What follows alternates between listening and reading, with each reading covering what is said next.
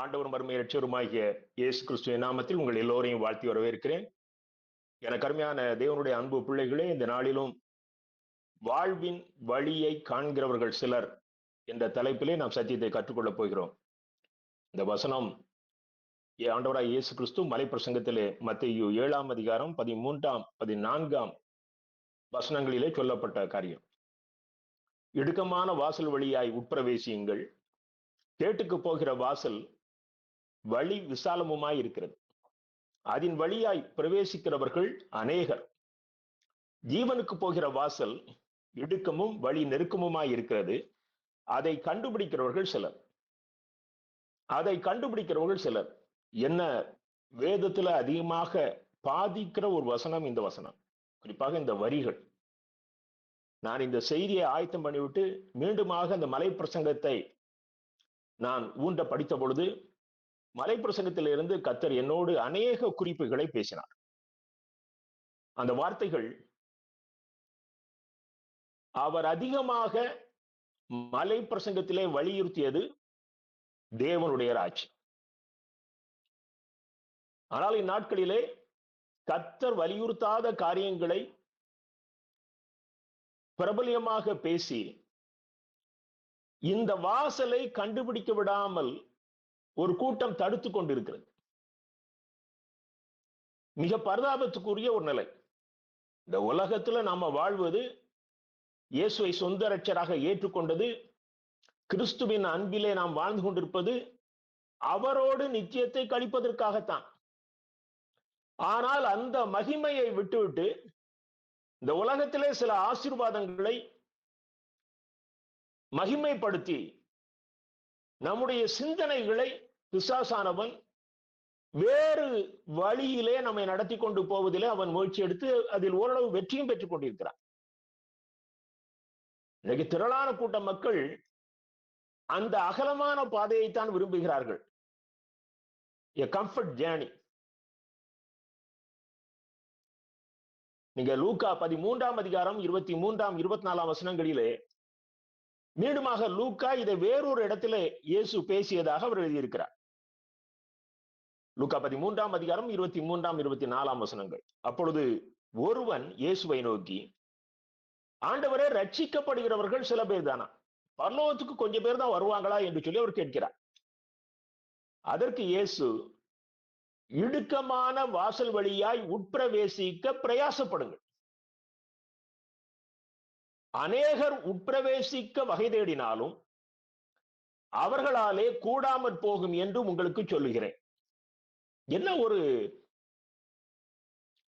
தெளிவான கடினமான வார்த்தை. நீங்கள் உட்பிரவேசிக்க பிரயாசப்படுங்கள், அநேகர் உட்பிரவேசிக்க வகை தேடினாலும் கூடாமற் போகும் என்று இயேசு சொல்கிறாரே. எல்லாரும் என்கிட்ட வாருங்க, நான் உங்களுக்கு இளைப்பாறுதல் தருவேன் என்று சொன்ன இயேசு இந்த இளைப்பாறுதலை பெற்றுக்கொள்வது கடினமான காரியம் என்று சொல்கிறாரே. ஏன் இதை இன்றைக்கு இந்த ஜனங்களுக்கு சொல்லிக் கொடுக்க கூடாது? ரட்சிப்பு இலவசம். ஆனா அந்த ரட்சிப்பை பெற்றுக்கொள்வதற்கு நீ முன் வர வேண்டும். அவர் சொன்ன சிலுவையை சுமக்க வேண்டும். அவர் நம் முன் வைத்திருக்கிற வழி, நானே வழி என்று சொன்னாரே, அந்த வழியை நாம் பின்பற்ற வேண்டும். எதுவுமே இல்லாமல் ஓய்வு நாளிலே ஆலயத்திலே வந்து உட்கார்ந்து செல்வதனாலே நீ இந்த மகிமையின் ஆசீர்வாதத்தை பெற்றுக்கொள்ள முடியும். இது ஒரு மகிமையின் ஆசீர்வாதம்.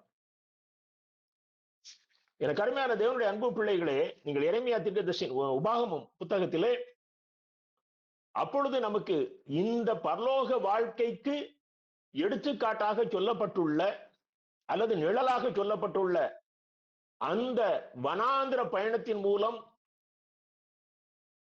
பூமியின் கானானை அடைவதற்கு 6 லட்சத்துக்கும் மேற்பட்ட புருஷர்களுடைய பயணத்தை குறித்து அங்கே ஆண்டவராகிய கர்த்தர் சொல்லுகிறார். அப்பொழுது அவர்களோடு அவர் பேசிய வார்த்தையை பாருங்கள். உபாகமம் 30ஆம் அதிகாரம் 15ஆம் வசனம். இதோ ஜீவனையும் நன்மையையும் மரணத்தையும் தீமையையும் இன்று உனக்கு முன்னே வைத்தேன். நான் ஜீவனையும் மரணத்தையும் 19ஆம் வசனம் 30-19. நான் ஜீவனையும் மரணத்தையும் ஆசீர்வாதத்தையும் சாபத்தையும் உனக்கு முன் வைத்தேன் என்று உங்கள் மேல் வானத்தையும் பூமியையும் இன்று சாட்சி வைக்கிறேன். ஆகையால் நீயும் உன் சந்ததியும் பிழைக்கும்படிக்கு நீ ஜீவனை தெரிந்து கொள். அந்த நாட்களில் இருந்தே நம் முன்னால் 2 காரியங்கள் இருக்கிறது. ஒன்று ஜீவன், ஒன்று மரணம். ஒன்று ஆசீர்வாதம், மற்றொன்று சாபம். நீ என்றென்றும் பிழைக்கும்படிக்கு ஜீவனை தெரிந்து கொள். ஆகையினால்தான் இந்த செய்திக்கு தலைப்பாக வாழ்வின் வழியை கண்டுபிடிக்கிறவர்கள் சிலர், நித்திய வாழ்வுக்குரிய வழியை கண்டுபிடிக்கிறவர்கள் சிலர். இவ்வளவு தெளிவா கர்த்தர் பேசி இருக்கிறாரு. ஆனால் அங்க நடந்த காரியம் நம்ம எல்லாருக்கும் தெரியும். இந்த செய்தியை கேட்ட 6 லட்சம் புருஷருக்கு மேற்பட்ட ஜனங்களிலே 2 பேர் தான் இந்த வார்த்தைகளுக்கு கீழ்ப்படிந்து நித்திய ஜீவனை சுதந்திரித்துக் கொண்டவர்கள், அந்த அழியாமையை சுதந்திரித்துக் கொண்டவர்கள். அங்க நித்திய ஜீவன் என்று சொல்லக்கூடாது, அவர்கள் கானானை தெரிந்து கொண்டவர். என கருமையான தேவனுடைய அன்பு பிள்ளைகளே, உணர்வுள்ள இருதயம் நமக்கு அதிகம் தேவை. இன்னைக்கு செய்தி பேசுவது, பிரசங்கம் கேட்பது என்பது ஜனங்களுக்கு அதுவே ஒரு பக்தியாக, அதுவே ஒரு பலியாக மாறி போனது. அப்படி அல்ல. நான் உட்கார்ந்து படிக்கிறேன், இப்ப நம்ம எல்லாரும் சேர்ந்து படிச்சத நாம கேட்டுக்கொண்டு இருக்கிறோம். என்னோடு கர்த்தர் பேசியதை நான் எல்லாரோடும் சொல்லிக் கொண்டிருக்கிறேன் ஒழிய, இது ஒரு பிரசங்க வேளையோ அல்லது அந்த பிரசங்கத்திலே நீங்கள் பங்கு பெறுவீர்கள் என்றோ நினைக்காதீர்கள். நம்ம எல்லாரும் கூட்டமா சேர்ந்து பரலோகத்துக்கு போவதற்கு முயற்சி எடுத்துக் கொண்டிருக்கிறோம். இதுதான் எனக்கு கொடுக்கப்பட்ட ஊழியம், இதைத்தான் நாம் எல்லாரும் அனுபவிக்கிறோம் என்று சொல்லி நான் கர்த்தருக்குள் நம்புகிறேன். இந்த காரியத்திலே நாம் தெளிவாக இருப்போமேயானால், நான் பரலோகம் செல்ல வேண்டும் என்ற உணர்வு எனக்கு தெளிவாக இருக்குமேயானால், என்னுடைய சிந்தனை மாறிவிடும். இந்த உலகத்துக்குள் என்னுடைய சிந்தனை மாறிவிடும். நீங்க பைபிள்ல எந்த பகுதியை படிச்சாலும் உங்க மனதுல அந்த சிந்தனை தான் ஓடிக்கிட்டு இருக்கும். இந்த சிந்தனையை இன்றைக்கு பிசாசு மிக அதிகமாக கெடுத்து கொண்டு இருக்கிறார். இந்த பரலோக சிந்தனையை பிசாசானவன் மிக அதிகமாக கெடுத்து கொண்டிருக்கிறான். நான் சொல்ற இந்த சத்தியத்தை நான் ஒரு சர்ச்சிலேயோ ஒரு கூட்டத்திலேயோ வலியுறுத்தினால் 1 அல்லது 2 பேருடைய இருதயத்தில் தான் அந்த வார்த்தையை குறித்த ஒரு தாகம் வருகிறது. மற்றவர்களுக்கு என்னன்னா எமோஷன் வருது. முடிஞ்ச உடனே வந்து சொல்லுவாங்க, ரொம்ப பிரயோஜனமா இருந்ததுன்னு சொல்லி. எந்த மாற்றமும் இருக்காது. வீட்டுக்கு போனா அவங்க அவங்களாவே தான் இருப்பாங்க. இருவர் தான் இதை சற்று சிந்திக்க ஆரம்பிக்கிறார்கள். அதிலே நான் விளங்கிக் கொள்கிற காரியம், அந்த வாசலை கண்டுபிடிக்கிறவர்கள் சிலர் தான். எனக்கு அருமையான தேவனுடைய அன்பு பிள்ளைகளே, எரேமியா தீர்க்கதரிசியின் புத்தகம் 21ஆம் அதிகாரம் 8ஆம் வசனத்தை பாருங்கள். எரேமியா 21ஆம் அதிகாரம் 8ஆம் வசனம். பின்னையும் அவர் இந்த ஜனங்களை நோக்கி, இதோ நான் உங்களுக்கு முன்னே ஜீவ வழியையும் மரண வழியையும் வைக்கிறேன் என்று கர்த்தர் சொல்லுகிறார். ஜீவ வழியையும் மரண வழியையும் வைக்கிறேன் என்று கர்த்தர் சொல்லுகிறார். அப்போ கர்த்தருடைய இருதயத்துல இந்த ஜனங்கள் முன்னால இதை தெளிவா நான் சொல்லிவிட்டேன் என்கிற சிந்தனை இருக்கிறது. ஆதாமின் நாட்களில் இருந்து வெளிப்படுத்தின புத்தகம் வரைக்கும் இந்த காரியத்தை கர்த்தர் தெளிவாக நமக்கு போதித்துக் கொண்டிருக்கிறார். நம் முன்னால ஜீவ வழியும் இருக்கிறது, மரண வழியும் இருக்கிறது. இந்த மரண வழி கொஞ்சம் கவர்ச்சிகரமான வழி. இந்த மரண வழி உலகம் சம்பந்தப்பட்டது. இந்த மரண வழி இன்ஸ்டன்ட். இன்னைக்கு நம்ம ஃபுட் உடனடி உணவுகள் என்று சொல்லி சொல்லுகிறோமே, அப்படிப்பட்ட இன்ஸ்டன்ட். இங்க உடனடியா நமக்கு அதுல பலன் கிடைக்கும். ஆக இந்த மரண வழியை அதிகமான ஜனங்கள் விரும்புகிறார்கள். பெரும்பாலான சபைகளில் அதுதான் போதிக்கப்படுகிறது, பெரும்பாலான கூட்டங்களில் அதுதான் போதிக்கப்படுகிறது, பெரும்பாலான ஊழியக்காரர்கள் அதைத்தான் போதிக்கிறார்கள். நான் இன்றைக்கு மாலையில ஒரு புத்தகம் படித்துக் கொண்டிருந்தேன். ஒரு அருமையான தேவனுடைய தாசன் அதை அந்த வரிகளை நான் வாசிக்கிறேன் உங்களுக்கு. மிஷனரிகளுடைய அர்ப்பணிப்பு இன்றைக்கு குறைந்து விட்டது அப்படின்னு சொல்லி அவர் எழுதுறார். இயேசு கிறிஸ்துவே ஒரு மிஷனரி தான். ஏனென்றால் அவர் நம்மை சந்திக்கும்படியாக பரலோகத்தை விட்டு இறங்கி வந்தவர். அவர் ஒரு மிஷனரி. அவர் தன்னையே கொடுத்தார் ஜனங்களுக்காக. ஆனால் இன்றைக்கு மிஷனரிகள் அப்படிப்பட்ட அர்ப்பணிப்பை கொடுக்கிறார்கள். மற்ற ஊழியக்காரர்கள் அப்படின்னு சொல்லி அவர் அதில் எழுதும்போது என்ன சொல்றாரு, இன்று வசதியாய் பிரயாணம் செய்து சொகுசான 5 ஸ்டார் ஹோட்டல்களில் தங்கிக் கொண்டு சுவிசேஷத்தை பிரசங்கிக்கிறவர்களை நாம் என்னவென்று சொல்லுவோம்? உல்லாச பயணிகள். அவ்வளவுதான். மிக ஒரு பரிசுத்தமான தேவனுடைய மனுஷன் இந்த வார்த்தையை எழுதினது. எனக்கு அருமையான தேவனுடைய அன்பு பிள்ளைகளே, நானே சுகபோகத்தை தேடிக்கொண்டு, நானே லாப நோக்கோடு, நானே என் புகழுக்காக இந்த தேவனுடைய வார்த்தைகளை நான் சுமந்து செல்வேன் என்றால், நான் எப்படி உங்களுக்கு அந்த பரலோக வாசலை காட்ட முடியும்?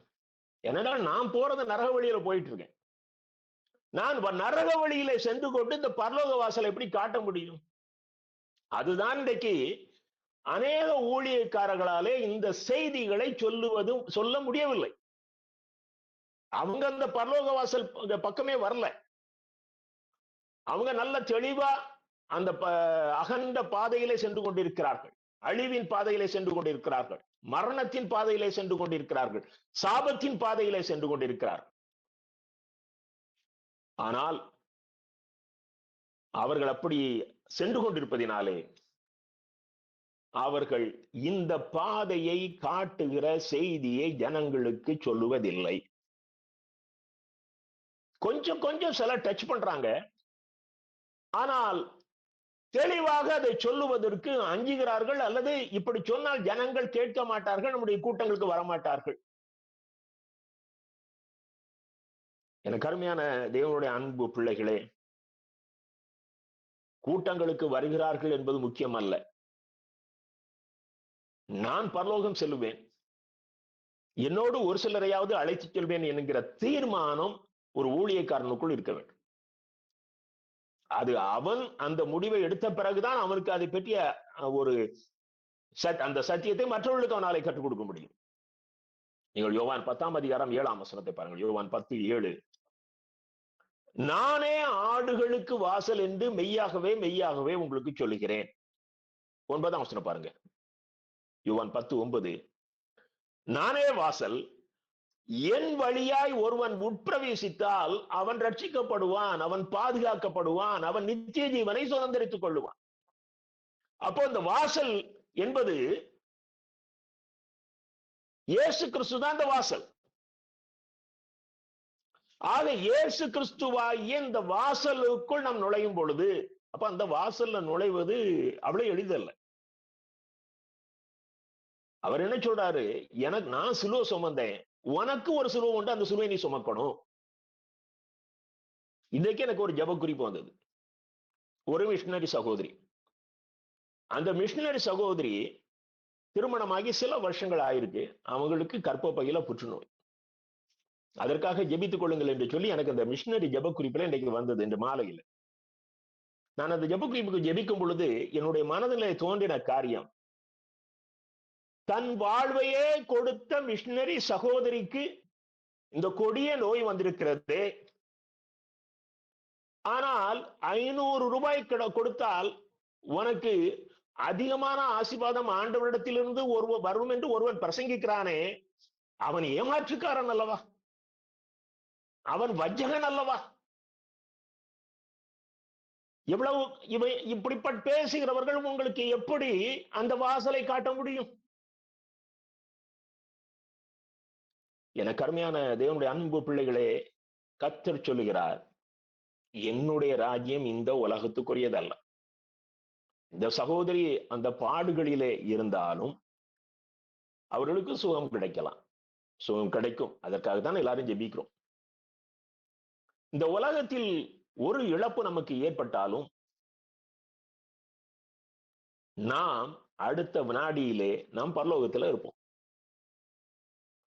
ஆகவே கர்த்தர் பார்க்கிற பார்வை வேறு, இந்த உலகத்து ஜனங்கள் பார்க்கிற பார்வை வேறு. ஒரு மனுஷன் பாடுகளுக்குள் இருந்து, சீகன் பால் எடுத்துக்கிடுவோமே, 37 வயசுல இறந்துட்டாருன்னா அவர் ரொம்ப சீக்கிரமா ஆண்டவர்கிட்ட போயிட்டாருன்னு அர்த்தம். ரொம்ப சீக்கிரமா இறந்து விட்டார் என்ற அர்த்தம் அல்ல. சீக்கிரமாக அவருக்கு உலகத்துல ஒரு பேரிழப்பு ஏற்பட்டு விட்டது, அவர் இந்த உலகத்தை இழந்து போனார் என்று அது குறைவான காரியம் அல்ல. அவர் சீக்கிரத்திலே பரலோகத்தை சுதந்திரித்துக் கொண்டார் என்று அர்த்தம். இதுதான் கர்த்தருடைய பார்வைக்கும் நம்முடைய பார்வைக்கும் உள்ள வித்தியாசம். நாம் ஆண்டவருடைய பிள்ளைகளான பிறகு நம்முடைய பார்வை அப்படி மாறணும். நீங்க நீதிமொழிகள் 1ஆம் அதிகாரத்தை எடுத்து வைத்துக் நீதிமொழிகள் 1வது அதிகாரம், அங்கே பாருங்கள், அவர் கடிந்து கொள்ளுதலை குறித்து உபதேசிக்கிறார். 23ஆம் வசனம், என் கடிந்து கொள்ளுதலுக்கு திரும்புங்கள், இதோ என் ஆவியை உங்களுக்கு அருளுவேன், என் வார்த்தைகளை உங்களுக்கு தெரிவிப்பேன். 24வது வசனம், நான் கூப்பிட்டும் நீங்கள் கேட்க மாட்டோம் என்கிறீர்கள், என் கையை நீட்டியும் கவனிக்கிறவன் ஒருவனும் இல்லை. 25வது வசனம், என் ஆலோசனையை எல்லாம் நீங்கள் தள்ளி என் கடிந்து கொள்ளுதலை வெறுத்தீர்கள். 29வது வசனம், கர்த்தருக்கு பயப்படுதலை தெரிந்து கொள்ளாமற் போனீர்கள். அதாவது ஒரு கூட்டம் மக்களுக்கு கர்த்தர் கொடுக்கிற வார்த்தையை பாருங்க, சாலமோன் ஞானியின் மூலம், கடிந்து கொள்ளுதல் ஜனங்களுக்கு கசப்பா இருக்கிறது. நீ அந்த பக்கம் போகாதப்பா, அது அழிவின் பாதை. நீ அந்த பக்கம் போகாத, அது சாபத்தின் பாதை. ஜனங்களுக்கு அந்த உணர்வு இல்லை. திரள் கூட்டம் அதைத்தான் விரும்புது. வேடிக்கையாக ஒரு கதை சொல்லுவார்கள். இயேசு கிறிஸ்து அந்த பிசாசு பிடிச்ச மனுஷனை சோகப்படுத்துறாரு. அப்போ அந்த லேகியோன் பிசாசு சொல்லுது, இந்த பன்றி கூட்டத்துக்குள்ள போவதற்கு எனக்கு உத்தரவு கொடுன்னு கேட்க. அப்போ இந்த பன்றிகள் ஒன்றோடு ஒன்று பேசிக்கொள்ளும். இந்த பின்னால போற பண்ணி தனக்கு முன்னால போற பண்ணிகிட்ட கேக்குது, எல்லாரும் எங்க போறாங்க அப்படின்னு கேக்குதான். எனக்கு தெரியாது, எல்லாரும் போறாங்க, நானும் போறேன். முடிவு என்ன? மொத்த பன்றி கூட்டமும் அந்த கடலுக்குள்ள விழுந்து அழிந்து போனது. இன்னைக்கு நாமும் கூட இந்த பன்றியில ஒரு பன்றியை போலதான் இருக்கிறோம். எல்லாரும் எங்க போறாங்க அது எனக்கு தெரியாது, எல்லாரும் போறாங்க, நானும் போறேன். எனக்கு அருமையான தேவனுடைய அன்பு பிள்ளைகளே, இந்த நீதிமொழிகள் 1ஆம் அதிகாரம் 31ஆம் வசனத்தை பாருங்கள். நீதிமொழிகள் 1:31, அவர்கள் தங்கள் வழியின் பலனை புசிப்பார்கள். நான் இவ்வளவு எச்சரிக்கிறேன், அவங்க கேட்கல. அவர்கள் தங்கள் வழியின் பலனை புசிப்பார்கள். அவங்க எந்த வழியில போறாங்களோ அந்த வழிக்குரிய பலனை அவர்கள் புசிப்பார்கள். எனக்கு அருமையான தேவனுடைய அன்பு பிள்ளைகளே, அடுத்த வரியை பாருங்க, அதே வசனத்துல, தங்கள் யோசனைகளினால் திருப்தி அடைவார்கள். அவங்க ஒண்ணு கூட்டுத்தனமா போகல, யோசிச்சுதான் போனாங்க. என் சத்தத்தை அவங்க அசட்டை பண்ணி தான் போனாங்க. அடுத்த வசனம் 32ஆம் வசனம், பேதைகளின் மாறுபாடு அவர்களை கொல்லும், மூடரின் நிர்விசாரம் அவர்களை அழிக்கும். அவர்கள் மாறுபாடு, அவர்கள் நிர்விசாரம் அவர்களுக்கு அழிவை கொண்டு வரும். எனக்கு அருமையான தேவனுடைய அன்பு பிள்ளைகளே, கர்த்தர் நம்ம முன்னால 2 பாதையை வச்சிருக்கிறார். ஒன்று மரண வழி, மற்றொன்று ஜீவ வழி. மரண வழி விசாலமான வழி, ஜீவ வழி குறுகலான வழி. இன்னைக்கு இந்த குறுகலான வழியை தெரிந்து கொள்வதற்கு சில இடையூறுகள் இந்த உலகத்தில் இருக்கு.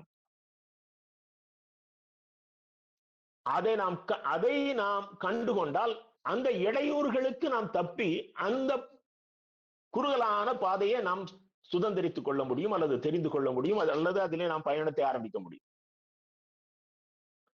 முதலாவதாக பாருங்கள், ஃபர்ஸ்ட் நாம அதுக்கு ஒரு ஸ்டெப் எடுக்கணும். நீ ஏற்கனவே போய்கொண்டிருக்கிற வழியை விட்டு இந்த குறுகலான வழிக்கு திரும்ப வேண்டும். அதுதான் மனம் திரும்புதல். நீ ஏற்கனவே ஒரு வழியில போயிட்டு இருக்கிற, அந்த வழியில போனா நீ அந்த குறுகலான வழிக்குள்ள பிரவேசிக்க முடியாது. நீ அந்த வழியை விட்டு நீ திரும்பணும். அது டைரக்ட் ஆப்போசிஷன்.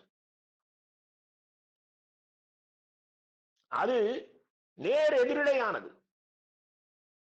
இது வடக்க போகிறதுன்னா அது தெற்க போகுது, இது முன்னால போகுதுன்னா அது பின்னால போகுது. அதைத்தான் கர்த்தர் சொல்லுகிறார், அது மனம் திரும்புதல். நீங்க யோவான் ஸ்நானனுடைய முதல் பிரசங்கமும் மத்தேயு 3ஆம் அதிகாரம் 12ஆம் வசனம், மனம் திரும்புங்கள், பரலோக ராஜ்யம் சமீபித்திருக்கிறது. அப்போ நீ பரலோக ராஜ்யத்துக்குள்ள நுழையணும் அப்படின்னா நீ மனம் திரும்ப, உன்னுடைய மனம் திரும்ப வேண்டும். அது வேறொரு பாதையில ஓடிக்கொண்டிருக்கிறதே, அது இந்த பரலோக பாதைக்கு திரும்பணும்.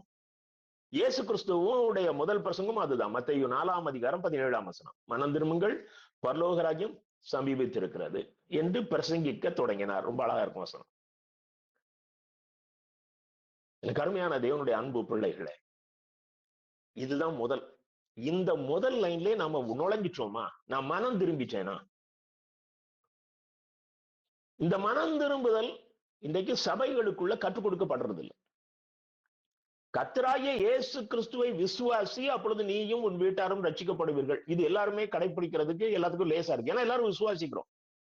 விசுவாசிகளும் அவர் தேவன் தான் விசுவாசிக்குதுங்க, நாமும் விசுவாசிக்கிறோம். அதுக்கு அடுத்த ஸ்டேஜ்,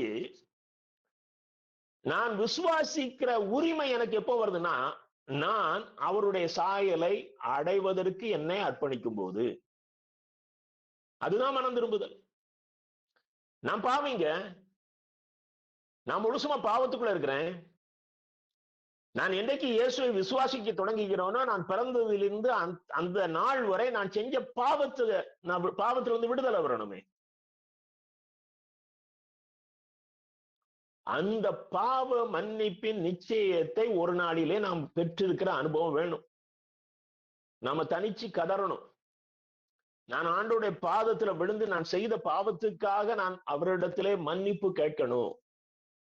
அந்த மன்னிப்பு கேட்கும் பொழுது நமக்கு ஒரு தெளிவு வரும். கர்த்தர் என் பாவத்தை மன்னித்து விட்டார். இதுதான் மனம் திரும்புதல். அதுக்கு பிறகுதான் நீ அந்த பாதையில, மனம் திரும்புதலின் பாதையில முடிவு பரியந்தம் நிலை நிற்பவனே ரட்சிக்கப்படுவான். அந்த மனம் திரும்புதலின் பாதையில நீ அப்படியே உன்னுடைய வாழ்வின் கடைசி நிமிஷம் வரைக்கும் நீ நடப்பாயானால் நீ ரட்சிக்கப்பட்டு பரலோகத்துக்குள்ள போக முடியும். அருமையான தேவனுடைய அன்பு பிள்ளைகளே, இந்த முழுமையான ஒரு மாற்றத்துக்கு நம்ம அர்ப்பணிக்கணும். நீங்க லூக்கா 13ஆம் அதிகாரத்துல 1 முதல் ஒரு 5 வசனம் என்று நினைக்கிறேன். அதுல பாருங்க, ஆண்டவர்ட்ட சொல்றாங்க, ஏரோது சில கலிலேயருடைய ரத்தத்தை அவன் பலியில சேர்த்துட்டான் அப்படிங்கிறார். அப்ப ரத்தத்தை கேட்டானா என்ன அர்த்தம்? அவங்கள கொன்னுட்டான்னு அர்த்தம். சீலோவாமுல கோபுரம் விழுந்து 18 பேர் செத்து போனாங்க அப்படிங்கிறார். சோ இப்படி ஒரு பிரச்சனை நடந்து போச்சு, இப்படி ஒரு பேரழிவு வந்து போச்சுன்னு சொல்லி ஆண்டவர்ட்ட சொல்றாங்க. அப்ப கர்த்தர் என்ன சொல்றாரு பாருங்க, 3வது வசனம், நீங்கள் மனம் திரும்பாமற் போனால் அப்படியே கெட்டு போவீர்கள். நீங்கள் மனம் திரும்பாமற் போனால் அப்படியே கெட்டு போவீர்கள். இது என்ன அர்த்தம்? அவங்க செத்து போனாங்க, அது அவர் சொல்லல. அது ஒரு மாமிசத்துல நாம மரித்து போகிறோம். ஆனால் அதற்கு பிறகு அவர்கள் மனம் திரும்பி இருக்கிறார்களா இல்லையா, அல்லது மனம் திரும்ப முடியுமா என்றால் அது நெட் ரிசல்ட் 0. இதுதான் ஆண்டவர் சொல்றாரு, நீங்கள் மனம் திரும்ப, இப்போ உங்களுக்கு வாய்ப்பு இருக்கு. அவங்க செத்து போனாங்க, இப்போ உங்களுக்கு வாய்ப்பு இருக்கு. நீங்கள் மனம் திரும்பாமல் போனால் உங்களுக்கு நிரந்தரமான அழிவு வந்துவிடும் என்பதைத்தான் அவர் சொல்லுகிறார். நீங்கள் மனம் திரும்பாமல் போனால் எல்லாரும் அப்படியே கெட்டு போவீர்கள். அப்போ இயேசு கிறிஸ்துடைய நம்ம சரீர சாவை சொல்றான், இயேசு கிறிஸ்துடைய மனதுல எந்த சாவு ஓடிட்டு இருக்குது? ஆத்ம சாவு ஓடிட்டு இருக்குது. அவர் சரீர சாவை குறித்து அவர் ஒன்றும் ரொம்ப ஃபீல் பண்ணல.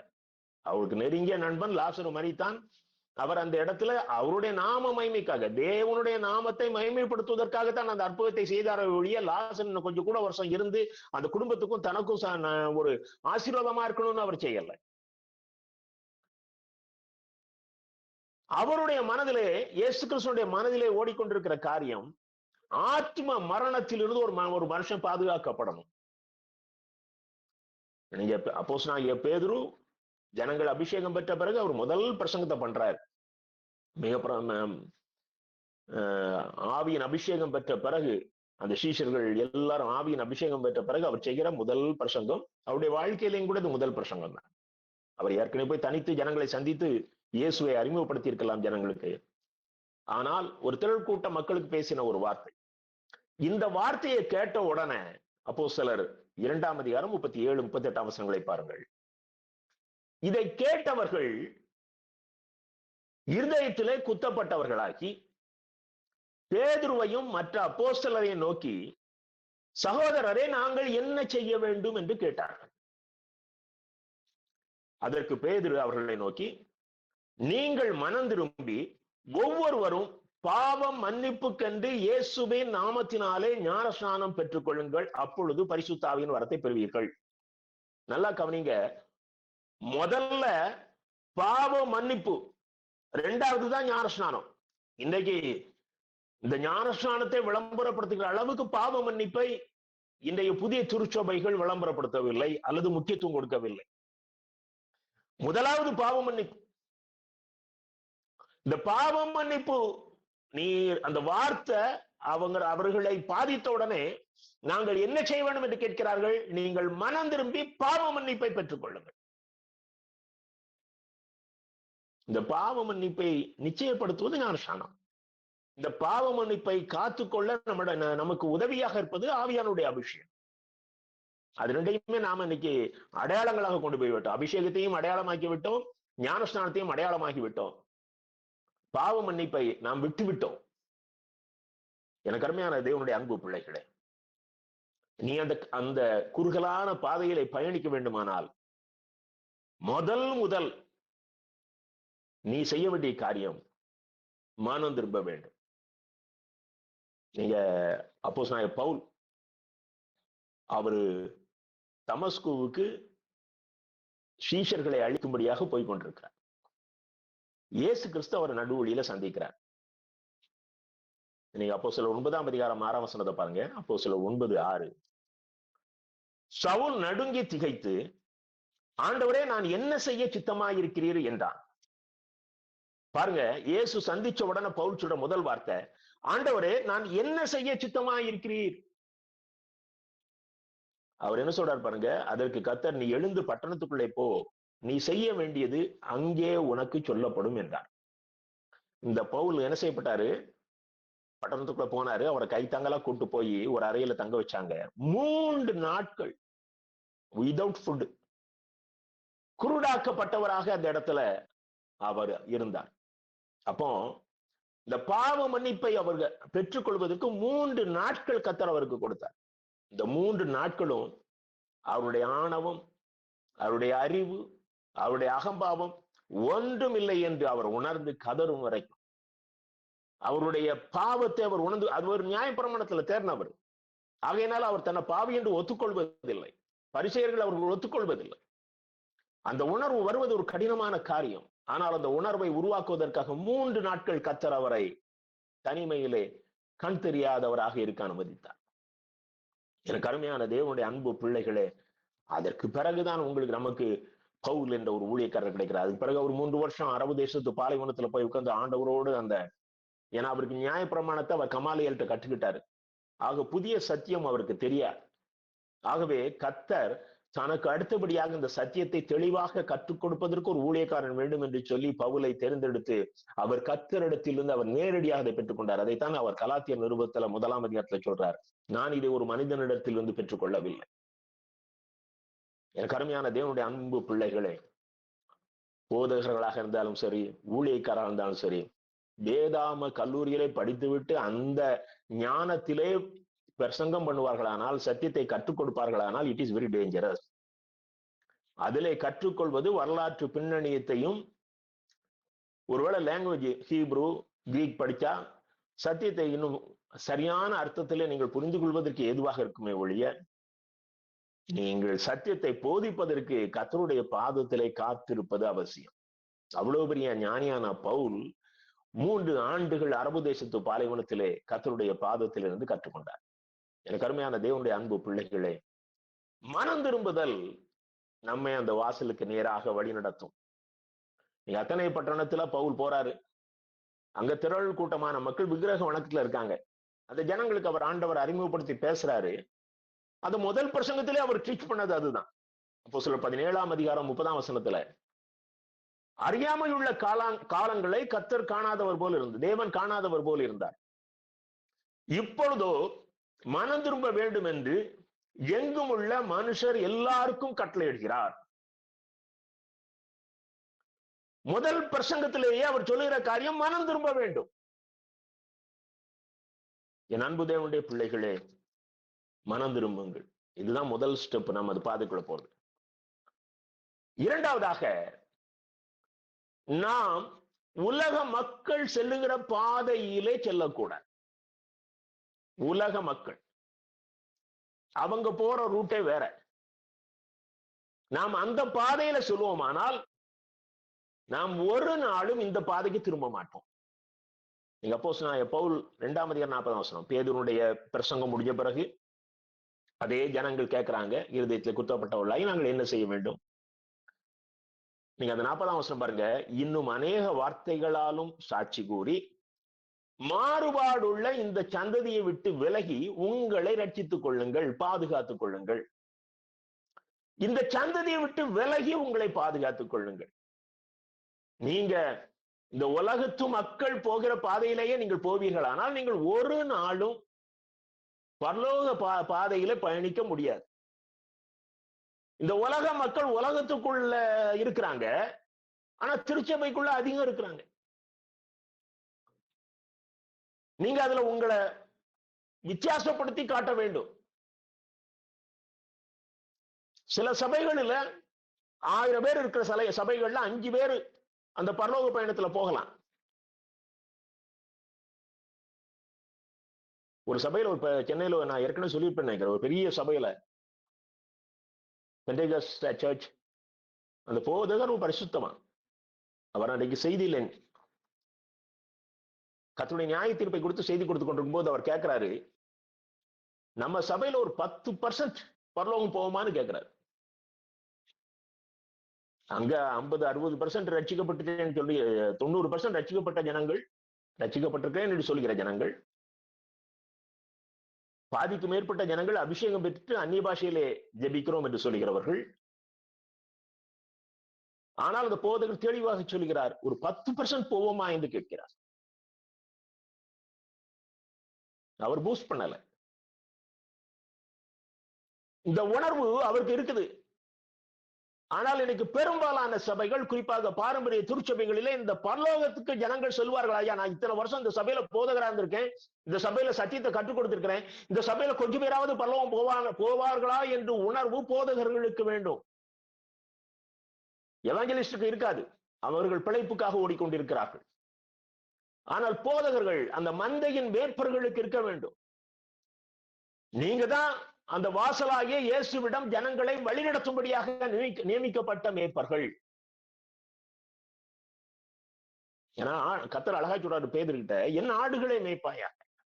அவருடைய ஆடுகளை மேய்க்கிற பொறுப்பு உங்ககிட்ட கொடுத்திருக்கிறாரே, நீங்கள் அந்த ஆடுகளை கர்த்தருடைய சித்தப்படி மேய்க்காமல் பிசாசனுடைய சித்தப்படி மேய்ப்பீர்களே ஆனால் அது எவ்வளவு ஒரு கடினமான ஒரு காரியம், எவ்வளவு கொடுமையான காரியம். உலக மக்கள் செல்லுகிற பாதையிலே நாம் செல்லக்கூடாது.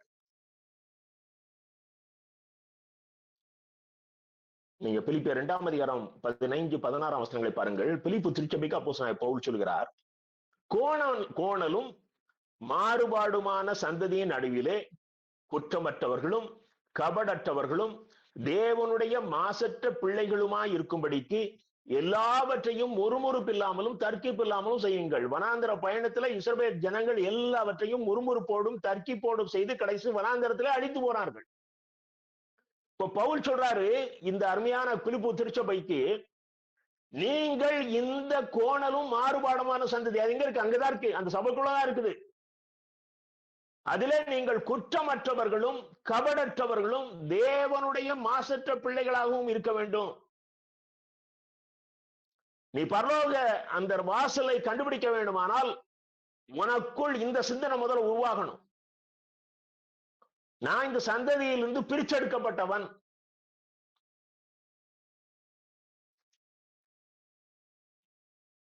நேற்றைய தினத்திலே ஒரு அருமையான சகோதரர், அவர்களோடு நான் 40-45 வருஷங்களுக்கு முன்பாக பழகியிருக்கேன். மிக நல்ல ஒரு அண்ணன், பரிசுத்தமான அண்ணன்.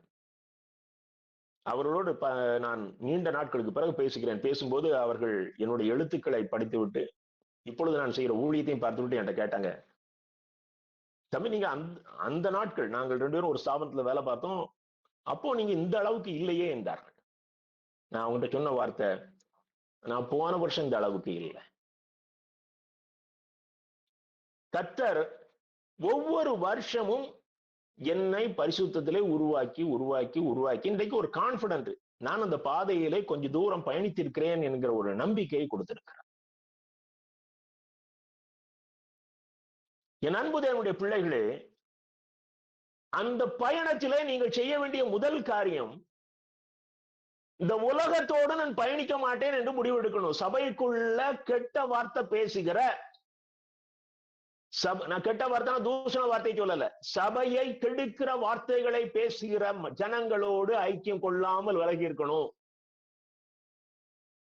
அவங்க கிட்ட இருந்து போன் வந்துச்சுன்னா யூ ஷுட் அவாய்ட் இட்.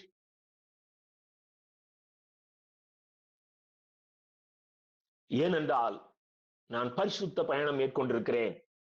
நான் பரிசுத்த பயணம் மேற்கொண்டிருக்கிறேன். நீங்க பாருங்க, பவுல் தீமோத்தேயுக்கு எழுதுகிறார், 1 தீமோத்தேயு 6 அதிகாரம் 5 வசனத்திலே, கெட்ட சிந்தையுள்ளவர்களும் சத்தியமில்லாதவர்களும் தேவ பக்தியை ஆதாய தொழில் என்று எண்ணுகிறவர்களுமாய் இருக்கிற மனுஷர்களால் உண்டாகும் மாறுபாடான தர்க்கங்களும் பிறக்கும். இப்படிப்பட்டவர்களை விட்டு விலகு. இந்த மாறுபாடான தர்க்கங்களை சபைக்குள்ளே உருவாக்குகிற ஒரு கூட்ட மக்கள் இருப்பார்கள். அவர்கள் கெட்ட புத்தி உள்ளவர்கள். அவர்களிடத்திலே சத்தியம் கிடையாது, வேத வசனம் கிடையாது. அவர்கள் பிரசங்கம் செய்கிற காரியத்தை, தேவனுக்கு பக்தியாக விளங்குகிற காரியத்தை ஆதாயமான தொழில் என்று நினைக்கிறவர்கள். அப்படிப்பட்டவர்களை நீ விட்டு விலகு. ஆமா, நீ பரலோக பயணம் மேற்கொள்ள வேண்டுமானால் நீ மாறுபாடு உள்ள இந்த சந்ததியை விட்டு விலகணும். நீதிமொழிகள் 5 அதிகாரம் 21 முதல் 23 வசனம் வரை குறித்து வைத்துக் கொள்ளுங்கள். மனுஷனுடைய வழிகள் கர்த்தரின் கண்களுக்கு முன்பாக இருக்கிறது. கர்த்தர் அவனுடைய வழிகள் எல்லாவற்றையும் சீர்தூக்கி பார்க்கிறார், அவர் உற்று பார்க்கிறார். எனக்கு அருமையான தேவனுடைய அன்பு பிள்ளைகளே, கர்த்தருடைய கண்களுக்கு மறைவானது ஒன்றுமில்லை. நீங்க எங்க பிரயாணம் பண்ணிட்டு இருக்கீங்கிறது ஆண்டவருக்கு தெரியும். ஒருவேளை உங்களுக்கு இன்றைக்கு அந்த உணர்வை கர்த்தர் கொடுப்பார்.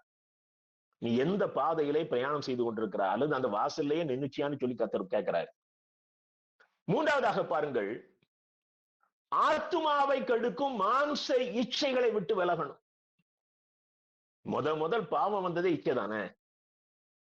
அந்த பாவத்தை விரும்பி செய்ததுனால தேவ பிரசன்னத்தை நம்முடைய ஆதி பெற்றோர் இழந்து போனார்களே. அப்போ இந்த இச்சைக்கு நாம இடம் கொடுக்க கூடாது.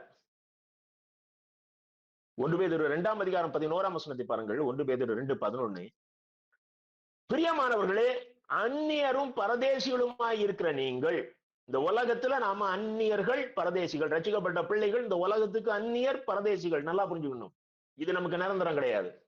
நீங்கள் ஆத்துமாவுக்கு விரோதமாய் போர் செய்கிற மாம்ச இச்சைகளை விட்டு விலகுங்கள். இந்த ஆத்துமாவை அழிக்கும்படியாக போர் செய்கிற மாம்ச இச்சைகளை விட்டு விலகுங்கள். நமக்குள்ள ஒரு கிறிஸ்தவனுக்குள்ள மாம்ச இச்சை வரக்கூடாது. ஆரம்ப நாட்கள்ல இன்னைக்கு இச்சையை தூண்டுகிற பிரசங்கம் தான் அதிகம் இருக்குது. அதற்கு சப்பக்கட்டு கட்டுற ஊழியக்காரர்கள், பிரபலமான ஊழியக்காரர்கள், அதுவும் ஆசீர்வாதம் தான் என்று சொல்லி அதை சப்பக்கட்ட கட்டுகிறார்கள், அதற்கு ஆதரவாக பேசுகிறார்கள். ஆனால் கிறிஸ்துவுக்கு பைத்தியர்கள் மாத்திரம்தான். அப்போஸ்தலன் பவுல் சொல்றார்ல, நான் கர்த்தருக்கு பைத்தியம், சிலுவைக்கு பைத்தியமா இருக்கிறவர்கள், தேவனுக்கு பைத்தியமா இருக்கிறவர்கள் மாத்திரம்தான் இந்த உலகத்தை துச்சமாக நினைக்கிறவர்கள். ரோமர் 8 5 6 வசனத்தை பாருங்கள். ரோமர் 8:5-6. அன்றியும் மாம்சத்தின்படி நடக்கிறவர்கள் மாம்சத்துக்குரியவைகளை சிந்திக்கிறார்கள். இந்த இச்சை உங்களுக்குள்ள இருக்கும்னா உங்கள்கிட்ட எது டாமினேட் பண்ணும்? இந்த உலகத்துக்குரிய காரியங்கள், மாம்சத்துக்குரிய காரியங்கள். ஆவியின்படி நடக்கிறவர்கள் ஆவிக்குரியவைகளை சிந்திக்கிறார்கள். அவர்கள் தான் ஆத்தும பாதுகாப்பு, ரட்சிப்பு, பரலோகம், அந்த குறுகலான பாதை இவற்றை சிந்திக்கிறவர்கள். 6வது வசனம், மாம்ச சிந்தை மரணம். இது ஆத்மாவுக்கு மரணத்தை கொண்டு வரும். இது சரீர மரணம் அல்ல, இது ஆத்தும மரணம். ஆவியின் சிந்தையோ ஜீவனும் சமாதானமும். ஆவிக்குரிய சிந்தை உள்ளவர்களுக்கு தான் அழியாத ஜீவன் கிடைக்கும். அவர்கள் இளைப்பாறுதல் அடைவார்கள். அவர்களுக்கு நித்திய சமாதானம் கிடைக்கும். 8வது வசனம் பாருங்க, ரோமர் 8:8. மாம்சத்துக்கு உட்பட்டவர்கள் தேவனுக்கு பிரியமா இருக்க மாட்டார்கள். எப்படி பரலோகத்துக்கு போக முடியும்? உனக்குள்ள ஒரு மாம்ச ஆசை இருக்குமே, ஆனால் நீ தேவனுக்கு பிரியமாக இருக்க முடியாது. அப்ப மாம்சத்தை குறித்து பிரசங்கிக்கிறவங்க எப்படி தேவனுக்கு பிரியமா இருக்க முடியும்? அவங்க எல்லாம் சாத்தானுடைய ஊழியக்காரர்கள். ரோமர் 8:13 வசனத்தை பாருங்கள். மாம்சத்தின்படி பிழைத்தால் சாவீர்கள், ஆவியினாலே சரீரத்தின் செய்கைகளை அழித்தால் பிழைப்பீர்கள். ஆக நீ மாம்சத்துக்காகவே நீ வாழ்வாயானால் உன்னுடைய ஆத்மா அழிந்து போகும்.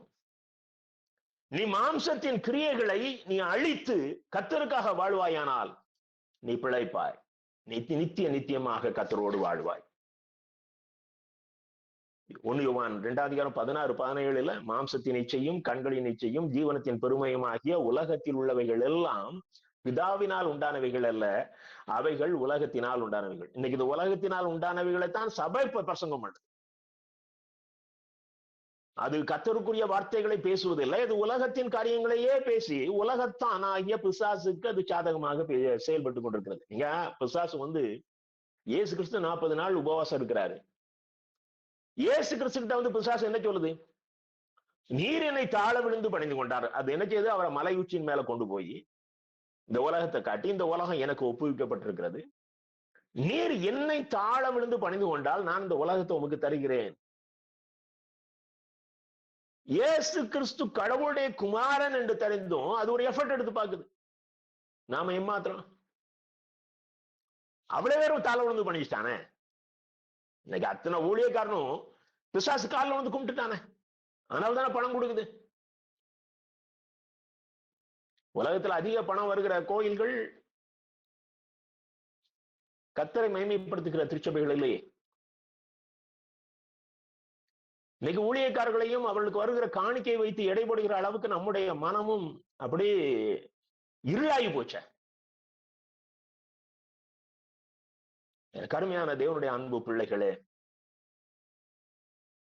இந்த உலகத்துக்கும் பரிசுத்தத்துக்கும் சம்பந்தம் கிடையாது. நீங்கள் அந்த குறுகலான பாதையிலே நீங்கள் பயணம் செய்ய வேண்டுமானால் நீங்கள் உலகத்தாருடைய வழியிலே செல்ல முடியாது. 4வதாக பாருங்கள், நமக்கு நாமே இடையூறாய் இருக்கிறோம். இந்த பரலோக பாதையில பயணம் செய்யாதபடி நமக்குள் இருந்து சில இடையூறல்கள் வருகிறது. அதுதான் மலைப்பிரசங்கத்தில் ஆண்டவராய் இயேசு கிறிஸ்து சொல்கிறார், உன் கை உனக்கு இடர்கள் உண்டாக்கினால் அது தரித்து போடு. நீ 2 கையுடையவனாய் அழியாத அக்கினியிலே தள்ளப்படுவதை பார்க்கிலும் ஊனனாய் ஜீவனுக்குள் பிரவேசிப்பது உனக்கு நலமாயிருக்கும். நீ 2 கையுடையவனாய் அழியாத அக்னி உள்ள நரகத்திலே தள்ளப்படுவதை பார்க்கலாம், ஊனனாய் ஜீவனுக்குள் பிரவேசிப்பது உனக்கு நலமாயிருக்கும். உன் கால் உனக்கு இடர்கள் உண்டாக்கினால் அதை தரித்து போடு. உன் கண் உனக்கு இடர்கள் உண்டாக்கினால் அதை பிடுங்கி போடு. என்ன அர்த்தம்னா, உனக்கு எதுல உனக்கு லஞ்சம் வாங்குற கை இருக்கா, இச்சையை தூண்டுகிற கண்கள் இருக்குதா, அதெல்லாம் கர்த்தருக்குள்ள பிடிங்கிரு. அது பிறகு அது உலகத்துக்கு செயல்படக்கூடாது. அது வெட்டி எறிகிறது அல்ல, அது உலகத்துக்கு செயல்படக்கூடாது. இது போக கர்த்தாவே என் வாய்க்கு காவல் வையும், என் நாவுகளுக்கு காவல் வையும். நீங்க சங்கீதம் 141:3 சங்கீதக்காரன் சொல்லுகிற, கர்த்தாவே என் வாய்க்கு காவல் வையும், என் உதடுகளின் வாசலை காத்துக்கொள்ளும். இதுல இருந்து வர்ற வார்த்தைகள் பிரயோஜனம் உள்ள வார்த்தைகள் வரணும். எனக்கு அருமையான தேவனுடைய அன்பு பிள்ளைகளே, நமக்கு நாமே இடையூறல்கள் வருகிற காரியங்களை தடுத்து நிறுத்தணும். ஐந்தாவதாக பாருங்கள், சபைக்குள்ள இருந்து இடையூறல்கள் வரும். சபைக்குள்ள இருந்து நீங்க 1 கொரிந்தியர் 10ஆம் அதிகாரம் 32 33 பவுல் சொல்றதை பாருங்க. 1 கொரிந்தியர் 10 32 33. நான் என் சுய பிரயோஜனத்தை தேடாமல், சபைக்குள்ள ஊழியக்காரனா இருக்கிறவங்க நல்லா கவனிங்க, நம்முடைய சுய பிரயோஜனத்தை தேடவே கூடாது.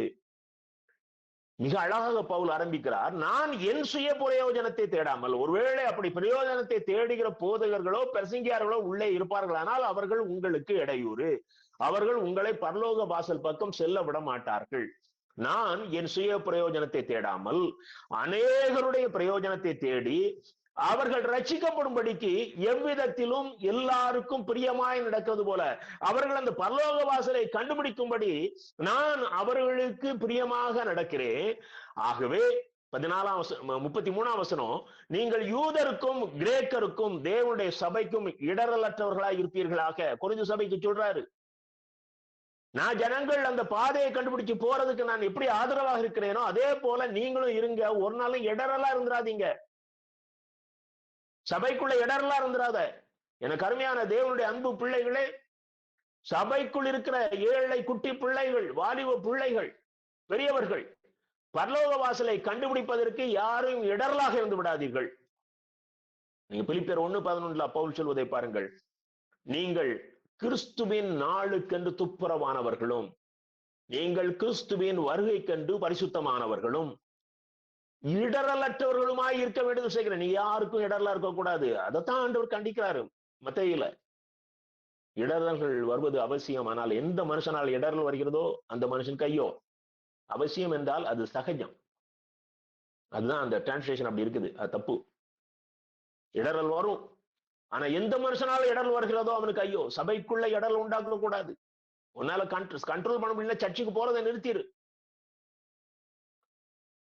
2 கொரிந்தியர் 6:3 பவுல் சொல்வதை பாருங்கள், இந்த ஊழியம் குற்றப்படாதபடிக்கு நாங்கள் யாதொன்றிலும் இடரல் உண்டாக்காமல் எல்பிதத்தினாலேயும் எங்களை தேவனுடைய ஊழியக்காரராக விளங்க பண்ணுகிறோம். இந்த ஊழியத்தை யாரும் குற்றம் சொல்லிடக்கூடாதுயா. ஆகையினால நாங்கள் இடரல் உண்டாக்காமல் எல்லா விதத்திலும் எங்களை தேவ ஊழியக்காரராக விளங்க பண்ணுகிறோம். இந்த உணர்வு வேணும். ஊழியக்காரன் பணத்துக்கு ஆசைப்பட்டாலே அவன் ஊழியக்காரன், கர்த்தருடைய ஊழியக்காரன் அல்ல. பிரசங்கத்துக்கு போகும் முன்னதாக எனக்கு எவ்வளவு தருவீர்கள், எந்த வாகனத்துக்கு டிக்கெட் எடுத்து தருவீர்கள் என்று கேட்பான் என்றால் அவன் கர்த்தருடைய ஊழியக்காரன் அல்ல. உன்னை ஊழியத்துக்கு அழைத்திருப்பார்களே, ஆனால் நான் அங்கே கர்த்தருக்கு ஜனங்களை வழி நடத்த அந்த பகுதியில இருக்கிற ஜனங்கள் எந்த அளவுல ஆவிக்குரிய நிலைமையில இருக்கிறாங்க, எனக்கு வார்த்தை வேண்டுமே என்று சொல்லி கர்த்தருடைய பாதத்திலே காத்திருக்கிறதற்கு நீ ஆர்வம் கொண்டவனாக இருக்க வேண்டுமே ஒழிய, நீ முழு நேரமாக உன்னை கர்த்தர் தான் போஷிக்கணும். எல்லா விதத்திலையும் வேலை பார்த்தாலும் கர்த்தர் தான் எங்களுக்கு சம்பளம் கொடுக்கிறார். உன்னை போஷிப்பது கர்த்தர் தான். அவரிடத்துல உன்னுடைய தேவைகளை சொல்ல அவர் உன்னை வழி நடத்துவார். அது நீ மனிதனிடத்துல கையேந்த கூடாதியா ஊழியக்காரன். அதுதான் விசுவாச ஊழியம். விசுவாச ஊழியம் என்று சொல்லிவிட்டு நீ டிமாண்ட் பண்ணக்கூடாது. நீ கம்முன்னு இருக்கணும், கர்த்தர் தருவார். உலக எஜமானை காட்டிலும் உன்னதத்திலிருந்து நம்மை வழிநடத்துகிற எஜமான் நல்லாவே நமக்கு போஷிப்பார். இன்னும் ரோமர் 16:17 குறித்து கொள்ளுங்கள். அன்றியும் சகோதரரே, நீங்கள் கற்றுக்கொண்ட உபதேசத்திற்கு விரோதமாய் பிரிவினையும் இடர்களையும் உண்டாக்குகிறவர்களை குறித்து எச்சரிக்கையாயிருந்து அவர்களை விட்டு விலக வேண்டும் என்று உங்களுக்கு புத்தி சொல்கிறேன். இடர்களை உண்டாக்குகிற ஜனங்கள் சபைக்குள்ள இருப்பாங்க. இடர்களை உண்டாக்குகிற போதகர்கள் உங்க முன்னால இருப்பாங்க. நீங்க அவங்களை விட்டு விலகணும். எல்லா கூட்டத்தும் போகாதீங்க, எல்லா செய்தியும் தேடி அலையாதீங்க. கடைசியாக பாருங்கள், எரேமியா 6ஆம் அதிகாரம் 16ஆம் வசனம். எரேமியா 6:16. வழிகளிலே நின்று பூர்வ பாதைகள் எவை என்று கேட்டு விசாரித்து நல்ல வழி எங்கே என்று பார்த்து அதிலே நடவுங்கள். நல்லா உட்கார்ந்து நீங்க வழியில கேட்கணும், கர்த்தர்ட்ட கேட்கணும். இந்த கூட்டத்துக்கு போலாமா? இவரை பற்றி ரொம்ப பிரபலமா பேசுறாங்களே, அந்த கூட்டத்துல போய் நான் உட்காரலாமா? அந்த பைபிள் ஸ்டடியில போய் நான் உட்காரலாமா? வழிகளிலே நின்று பூர்வ பாதைகள் எவை என்று கர்த்தர் நமக்கு காண்பித்த காட்டி கொடுத்த அந்த பழைய வழி இதுதானா? அந்த ஆரம்ப வழி இதுதானா என்று கேட்டு விசாரித்து அது நல்ல வழிதானா என்று பார்த்து அதிலே நடவுங்கள். அப்பொழுது உங்கள் ஆத்துமாக்கு இளைப்பாறுதல் கிடைக்கும், சமாதானம் கிடைக்கும், அமைதி கிடைக்கும் என்று கர்த்தர் சொல்கிறார். அவர்களோ எருசலேம் ஜனங்களை பார்த்து சொல்றாரு, அதெல்லாம் நடக்க மாட்டோம் என்கிறார்கள். அடுத்த வசனம் 17ஆம் வசனம், நான் உங்கள் மேல் காவலாளனை வைத்து எக்கால சத்தத்துக்கு செவி கொடுங்கள் என்று சொன்னேன், அவர்களோ நாங்கள் கேட்க மாட்டோம் என்கிறார்கள். ஆகையால் ஜாதிகளே கேளுங்கள், சபையே அவர்களுக்குள் நடக்கிறதை அறிந்து கொள்ளுங்கள். 21வது வசனம், ஆகையால் நான் இந்த ஜனத்துக்கு இடரல்களை வைப்பேன். கர்த்தரே சொல்றாரு, நீ ஆண்டவரிடத்துல பூர்வ பாதை எதுன்னு கேட்டு நீ அதுல சரியா நடக்கலன்னா கர்த்தரே உங்களுக்கு இடரல்களை வைப்பாராம். அவைகள் மேல் பிதாக்களும் பிள்ளைகளும் குடியானவனும் அவனுக்கு அடுத்தவனும் ஏகமா இடருண்டு அழிவார்கள் என்று கர்த்தர் சொல்லுகிறார். எனக்கு அருமையான தேவனுடைய அன்பு பிள்ளைகளே, நீங்க கர்த்தருடைய வழி, கர்த்தர் நமக்கு வைத்திருக்கிற அந்த பரலோக வாசலை கண்டுபிடிப்பதற்கு நீங்கள் முக்கியத்துவம் கொடுக்காமல், நீங்கள் உங்களுக்கு கர்த்தருடைய எச்சரிப்பின் வார்த்தையும் நீங்கள் உதாசீனப்படுத்தி உங்களுக்கு நீங்களே வழிகளை உண்டாக்கி கொள்வீர்களே, ஆனால் மிக பயங்கரமான ஒரு வார்த்தையை கர்த்தர் சொல்கிறார், நானே அவர்களுக்கு இடரல்களை வைப்பேன், அவர்கள் இடருண்டு அழிந்து போவார்கள். எனக்கு அருமையான தேவனுடைய அன்பு பிள்ளைகளே, கர்த்தருடைய வருகை வெகு சமீபமாக இருக்கிறது. 2 தெசலோனிக்கேயர் 2ஆம் அதிகாரம் 9 முதல் 12 வசனங்கள் படித்து பாருங்கள். கர்த்தருடைய வருகை மிகச் சீக்கிரமாக இருக்கிறது. அதுல அவர் சொல்லுகிறாரு, ரட்சிக்கப்படத்தக்கதை 10வது வசனத்துல, சத்தியத்தின் மேலுள்ள அன்பை அவர்கள் அங்கீகரியாம, ஜனங்களுக்கு ரட்சிக்கப்படணுங்கிற ஆசை இல்லாம போயிற்று. அவங்க என்ன செய்யறாங்களாம்? 9வது வசனத்தை சொல்றாரு, அங்க ஆன்டி கிறிஸ்துடைய வருகை எப்படி இருக்குமா, அவன் சகல வல்லமையோடும் அடையாளங்களோடும் பொய்யான அற்புதங்களோடும் அவன் வருவான். கெட்டு போகிறவர்களுக்குள்ளே அநீதியினால் உண்டாகும் அந்த அற்புதங்கள்லாம் எப்படி இருக்கும், அவனுடைய வருகை எப்படி இருக்குன்னா சகலவித வஞ்சகத்தோடும் இருக்கும். நீங்க ஒழுங்கா அந்த பாதையில எப்பவுமே நடக்க ஆரம்பிச்சுட்டா அதுல தப்பிச்சுக்கலாம்.